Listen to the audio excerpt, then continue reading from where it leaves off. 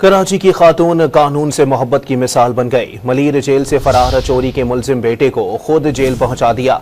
Jail हुकाम से इस्तदा करती रही कि बेटे से गलती हुई, मेहरबानी करना, कुछ ना कहना।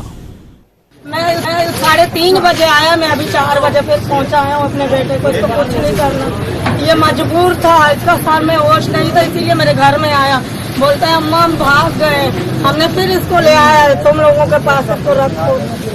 इसका गुनाह कोई भी नहीं था, बस हादसे में इनको लेकर आया है। ये हमारा बेटा है। एक दूसरा इसका दोस्त है इधर का, उसके साथ आया है, उसको हम नहीं जानते हैं। बेटा वो भी हमारा बच्चा है, वो भी हमारा बेटा है। इसको कुछ नहीं करना बेटा, ये हादसे में वाकई से आ गया है, ये ऐसा बच्चा नहीं है, गरीब है, हमारे पास कुछ भी नहीं।